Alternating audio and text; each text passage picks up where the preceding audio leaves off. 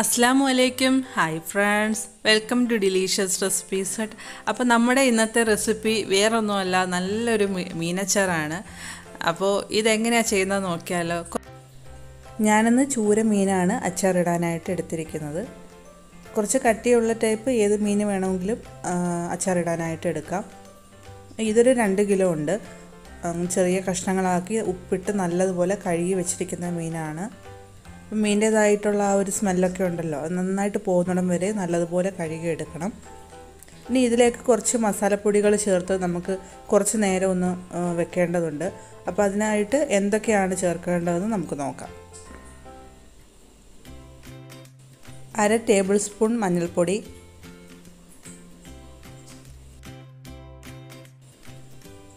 1 table spoon കുരുമുളക് പൊടി,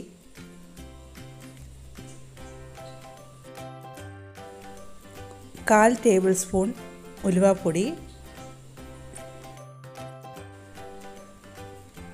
പിന്നെ ഇതിലേക്ക് കായമാണത്, അത് ഒരു 1/4 ടീസ്പൂണിൽ താഴെ മതി, അത്രയും ചേർക്കുന്നുണ്ട്. പിന്നെ ആവശ്യത്തിനുള്ള ഉപ്പ്, പിന്നെ ഇതിലേക്കൊരു 1-2 ടേബിൾ സ്പൂൺ വിനാഗിരിയാണ് വേണ്ടത്.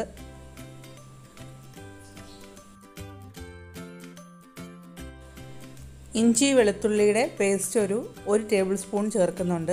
അതൊരു 2-3 അല്ലി വെളുത്തുള്ളിയും ചെറിയൊരു കഷ്ണം ഇഞ്ചിയും കൂടെ ഒന്ന് ചതച്ചെടുത്തതാണ്. അപ്പോൾ ഇത്രയുമാണ്. ഇതെല്ലാം കൂടെ ചേർത്ത് നല്ലതുപോലെ മിക്സ് ചെയ്ത് നമുക്കിതൊരു 1 മണിക്കൂറെങ്കിലും ഒന്ന് വെച്ചിട്ട് ഫ്രൈ ചെയ്തെടുക്കാം.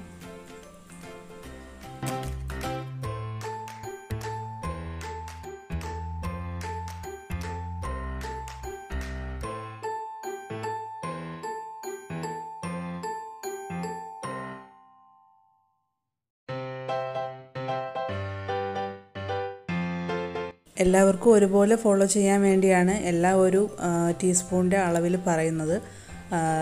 ചെയ്യുന്നവർക്കറിയാം എല്ലാം ഒരു കൈയളവാണ്, എനിക്കും അങ്ങനെ തന്നെയാണ്. അപ്പം ചെയ്യാൻ അറിയാത്തവർക്കും കൂടെ ഇത് നന്നായിട്ട് ചെയ്യാൻ കഴിയണ്ടേ, അപ്പോൾ അതുകൊണ്ട് മാത്രമാണ് ഇങ്ങനെ കറക്റ്റായിട്ടൊരു കണക്ക് വച്ച് പറയുന്നത്. അപ്പോൾ നിങ്ങൾ ചെയ്യുമ്പോൾ അതനുസരിച്ചിട്ട് ചെയ്യുക.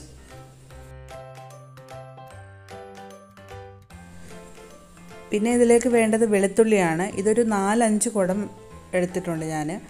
അപ്പം അതിൽ മുകളിൽ എടുക്കണമെങ്കിലും നിങ്ങൾക്ക് അങ്ങനെ എടുക്കാം, കാരണം വെളുത്തുള്ളി എത്രത്തോളം വരുന്ന അച്ചാറിന് അത്രയും ടേസ്റ്റ് തന്നെയാണ്. അപ്പോൾ പിന്നെ വേണ്ടത് നമുക്ക് ചെറിയൊരു കഷ്ണം ഇഞ്ചിയാണ്.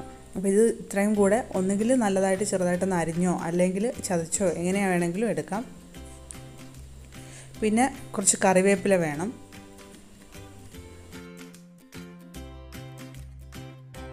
ഇനി നമുക്ക് മീനൊന്ന് ഫ്രൈ ചെയ്തെടുക്കണം. അതിനായിട്ട് ഇരുമ്പ് ചട്ടിയിലേക്ക് ഞാൻ കുറച്ച് വെളിച്ചെണ്ണ എടുത്തിട്ടുണ്ട്. അപ്പോൾ ഇതിൽ നിങ്ങൾ ഒരുപാട് നാൾ ഇങ്ങനെ വെച്ചേക്കാനൊക്കെ ആണെങ്കിൽ നല്ലെണ്ണ ഉപയോഗിക്കുന്നതാണ് ഏറ്റവും നല്ലത്. അപ്പോൾ ഇതിലേക്ക് നമുക്ക് ഒരു കുറച്ച് കറിവേപ്പില ഒന്ന് ഇട്ട് കൊടുക്കാം.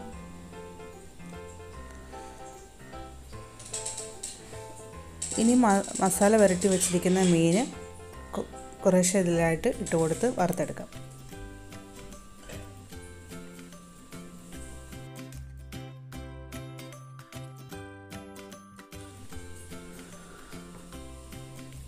അപ്പോൾ ഒരു സൈഡ് ഇട്ട് അത് കുറച്ച് ഒന്ന് ചെറുതായിട്ടൊന്ന് മൂത്ത് കഴിയുമ്പോൾ മാത്രം സ്പൂൺ കൊണ്ടൊന്ന് തിരിച്ചിട്ട് കൊടുത്താൽ മതി, അതുവരെ ഒന്നും ചെയ്യണ്ട.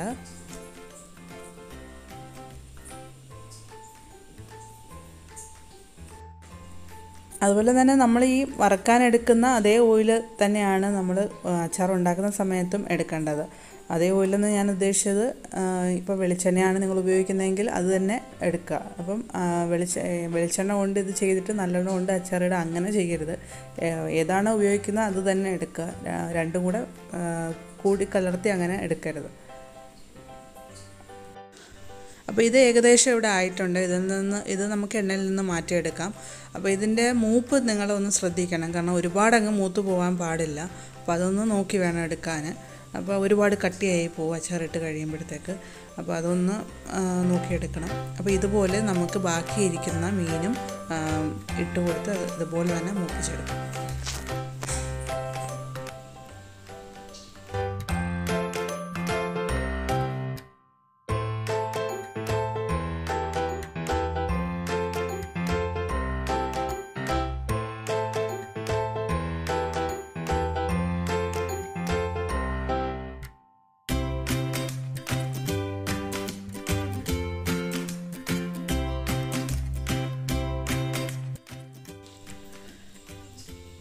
അപ്പോൾ ഇനി നമുക്ക് അച്ചാറിടാനായിട്ട് തുടങ്ങാം.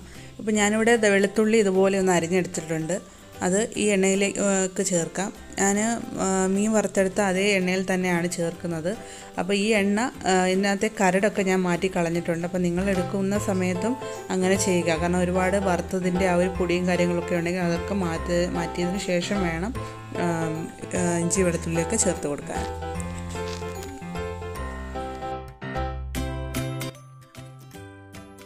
അപ്പോൾ ഈ എണ്ണയിൽ കിടന്ന ഇഞ്ചിയും വെളുത്തുള്ളിയൊക്കെ നല്ലതുപോലെ ഒന്ന് മൂക്കട്ടെ. അപ്പം ഇത് നന്നായിട്ടൊന്ന് മൂത്ത് വന്ന് കഴിഞ്ഞിട്ട് നമുക്കിതിലേക്കുള്ള മസാലപ്പൊടികളെല്ലാം ചേർത്ത് കൊടുക്കാം.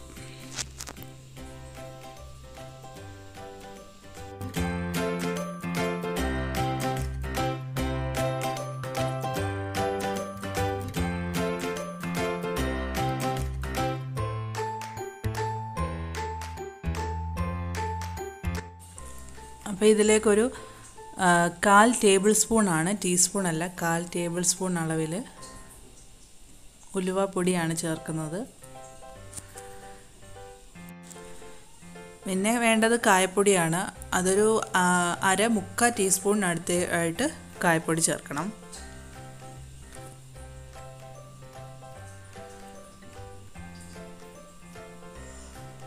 പിന്നെ വേണ്ടത് മുളക് പൊടിയാണ്. അതൊരു 4 വലിയ ടേബിൾ സ്പൂണ് ഞാൻ ചേർക്കുന്നുണ്ട്. ഇത് അധികം എരിവില്ലാത്ത മുളക് പൊടിയാണ്. അപ്പോൾ ഇതിൽ കൂടുതൽ എരിവ് വേണ്ടവർ അതനുസരിച്ചിട്ട് ചേർത്താൽ മതി.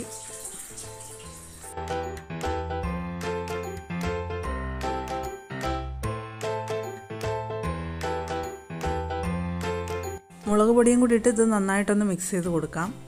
അതുപോലെ തന്നെ ഉലുവാപ്പൊടി, കായപ്പൊടി ഇതിൻ്റെയൊക്കെ അളവുകൾ ഒന്ന് നോക്കിയിട്ട് വേണം ഇടാൻ. കാരണം നമുക്ക് ഇച്ചിരി വേണമെന്ന് തോന്നിയാലും പിന്നീട് നമുക്ക് ചേർക്കാം. പക്ഷെ കൂടിക്കഴിഞ്ഞാൽ അതിനൊരു കയ്പ്പ് ടേസ്റ്റ് വരും. അപ്പോൾ ഇത്രയും ചെയ്തത് ഒക്കെ വെറുതെ ആവും. അപ്പോൾ ഇതിലേക്ക് പിന്നെ വേണ്ടത് വിനാഗിരിയാണ്. അതൊരു 1/4 കപ്പ് വിനാഗിരിയാണ് ഞാൻ ചേർക്കുന്നത്. അപ്പോൾ വിനാഗിരിയുടെ അളവ് നിങ്ങൾക്കൊരു 1/2 കപ്പിൽ താഴെയായിട്ട് ഇതിലേക്ക് ചേർക്കാം. അതിന് മുകളിലോട്ട് പോകണ്ട. അപ്പോൾ ഞാനിപ്പോൾ ഇത് ഇത്രയേ ചേർക്കുന്നുള്ളൂ ഇതിലേക്ക്. അപ്പോൾ ഇത് നല്ലതുപോലെ ഒന്ന് തിളച്ച് വരട്ടെ. പിന്നെ ഈ ഒരു സമയത്ത് ഇതിലേക്ക് നമ്മൾ മീനിലേക്ക് മാത്രമുള്ള ഉപ്പാണ് ചേർത്തിട്ടുന്നത്. ഈ സമയത്ത് ഉപ്പ് ആവശ്യത്തിനുള്ളത് ഇട്ട് കൊടുക്കുക. നല്ലതുപോലെ തിളച്ച് വന്നു കഴിഞ്ഞിട്ട് വറുത്ത് വെച്ചിരിക്കുന്ന മീനും കൂടെ ഇതിലേക്ക് ചേർത്ത് കൊടുക്കാം.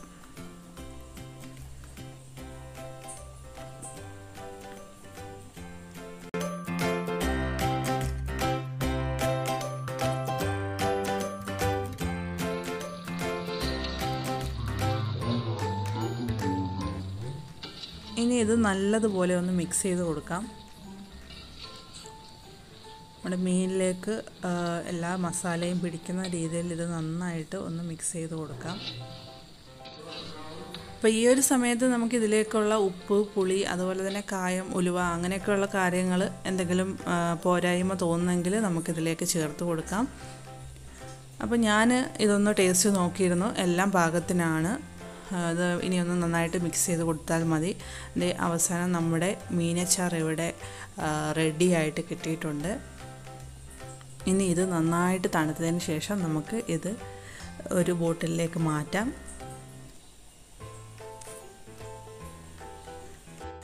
ആ മീൻ വറുത്തെടുക്കുന്ന ആ ഒരു ചെറിയൊരു ബുദ്ധിമുട്ട് മാത്രമേ ഉള്ളൂ. ബാക്കിയൊക്കെ എളുപ്പമാണ് ശരിക്കും പറഞ്ഞാൽ. പെട്ടെന്ന് തന്നെ കഴിയും ഉണ്ടാക്കിയെടുക്കാനായിട്ട്. അപ്പോൾ എല്ലാവരും ഇതൊന്ന് ചെയ്ത് നോക്കണം. അപ്പോൾ മീൻ ഇങ്ങനെ അച്ചാറിടാൻ അറിയാവുന്നവർ ഒരുപാട് പേര് കാണും. പക്ഷെ അറിയാത്തവരുണ്ടാവുമല്ലോ, അവരിങ്ങനെ തീർച്ചയായിട്ടും ഒന്ന് ചെയ്ത് നോക്കുക. അഭിപ്രായങ്ങൾ അറിയിക്കണം. അപ്പോൾ വീഡിയോ ഇഷ്ടപ്പെട്ടാൽ ലൈക്ക് ചെയ്യാനും സബ്സ്ക്രൈബ് ചെയ്യാനും മറക്കരുത്.